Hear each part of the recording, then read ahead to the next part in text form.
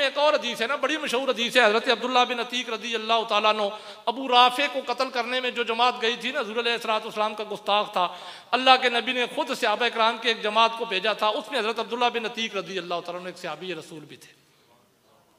رات کی تاریکی میں اسے قتل کرنے کے لیے گئے، یہ اس تک پہنچ گیا عبداللہ بن عتیق رضی اللہ تعالیٰ عنہ۔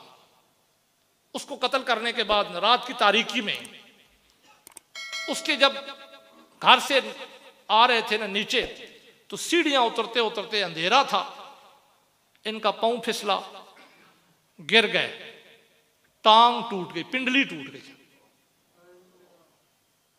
حضرت عبداللہ بن عتیق رضی اللہ تعالیٰ عنہ وہاں سے تو نکلنا تھا نا، اپنی چادر سے اپنی پنڈلی کو باندھا، باندھنے کے بعد اب پنڈلی ٹوٹی ہوئی ہے، ٹانگ کو رگڑتے رگڑتے کسی طبیب کے پاس نہیں گئے، کسی ڈاکٹر کے پاس نہیں گئے، گھر میں نہیں گئے، سیدھے مسجد میں آ گئے، مسجد نبی شریف میں آ گئے، انتظار کرنے لگ پڑے کہ صبح ہوگی، اللہ کے نبی تشریف لائیں گے، جماعت کرائیں گے، آپ کے پیچھے نماز پڑھوں گا، پھر نماز کے بعد اپنی مشکل حل کروا لوں گا۔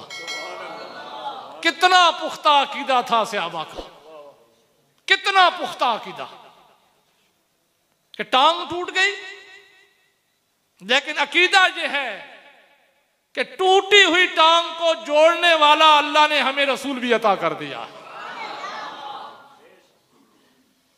وہاں پہ آ گئے، صبح ہوئی، نماز ہوئی، حضور علیہ السلام کی بارگاہ میں عبداللہ بن عتیق رضی اللہ تعالیٰ عنہ اٹھ کے عرض کرتے ہیں، یا رسول اللہ صلی اللہ علیہ وآلہ وسلم، میں نے ابو رافع کو قتل کر دیا، میں نے آپ کے دشمن کو واصل فی النار کر دیا۔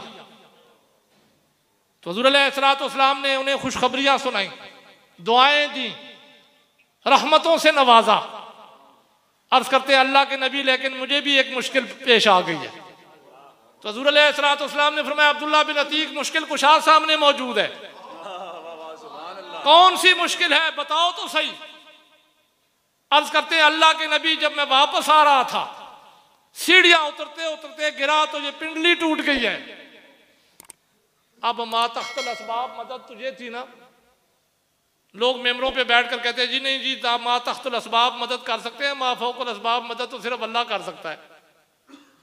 تو صحابی کا عقیدہ بھی تو ذرا ملاحظہ کرے نا، ما تحت الاسباب مدد تو یہ تھی کہ حضور علیہ السلام فرماتے اسے کسی ڈاکٹر کے پاس لے جاؤ، وہ ایسے پلستر لگائے گا، اس کی ہڈی جوڑے گا، آپریشن کرے گا۔ نہیں، حضور علیہ السلام نے فرمایا عبداللہ بن عتیق قریب آؤ۔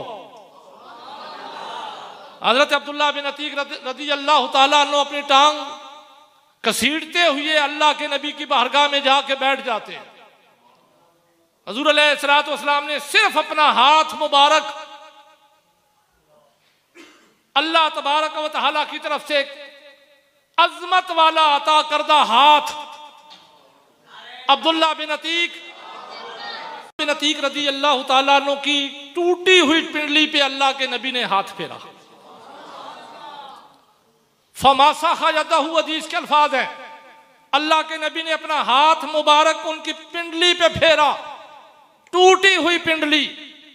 ہاتھ پھیرنے کی دیر تھی، عبداللہ بن عتیق رضی اللہ تعالیٰ عنہ اٹھ کر کبھی مسجد کے اس کونے میں جاتے ہیں، کبھی اس کونے میں جاتے ہیں، پھر اس کونے میں جاتے ہیں، پھر اس کونے میں جاتے ہیں۔ ساتھیوں نے پوچھا عبداللہ بن عتیق یہ کیا کر رہے ہو؟ تو فرماتے ہیں دیکھ رہا ہوں کہ کبھی پنڈلی ٹوٹی بھی تھی یا نہیں۔ اس لیے کہ جن کا عقیدہ یہ ہو جائے کہ انہیں مانا، انہیں جانا، نہ رکھا غیر سے کام، پھر اللہ تبارک و تعالیٰ کے محبوب ان کو بھی عزت افضائی دیتے ہیں، پھر اللہ تبارک و تعالیٰ کے محبوب ان کی بھی مشکلیں حل کرتے ہیں۔